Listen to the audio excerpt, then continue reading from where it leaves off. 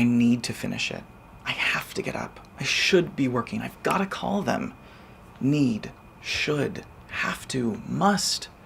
We use these words like whips. We know the feeling we get when we say them. Guilt, dread, exhaustion. We punish ourselves with our expectations, and we get angry with ourselves when we don't jump with every crack of the whip. We think we're helping ourselves. We want to use this pain as a tool, and we tell ourselves we're being disciplined, but we're wrong. We're forgetting what punishment really is, a deterrent. Punishment is great at getting someone to stop doing something. Punish a behavior in a child, and they stop. Parents use punishment because it's immediate and it's effective. We punish ourselves because we were punished.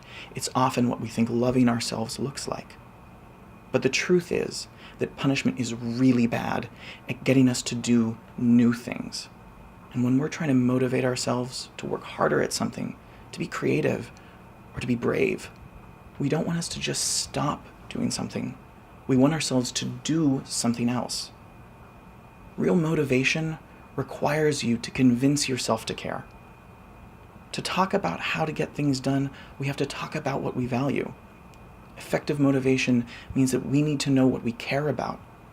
Motivation happens when you literally talk to yourself, when you remind yourself how this specific action means that you're moving towards something important to you.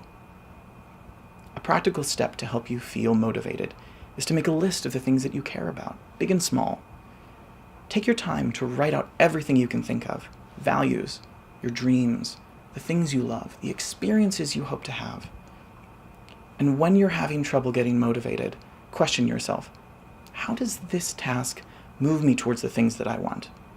And allow yourself to answer honestly. Because if it doesn't, then why are you asking it of yourself? And if it does, talk directly to yourself. I want you to have this lovely thing in your life, and this action is what it looks like to get it.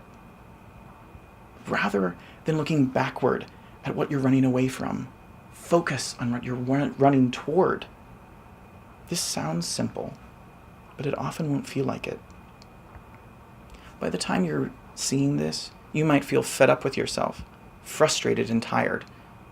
Perhaps the task you're asking of yourself feels too big. Perhaps you're afraid that even if you do the task, you won't get what you wanted. And perhaps the thing on your list, it's actually for someone else. And perhaps deep down, you don't think you really deserve this lovely thing. Or perhaps it just feels weird to talk to yourself. It's going to be difficult to keep your eyes on what you want. And sometimes it's hard to know what's getting in the way.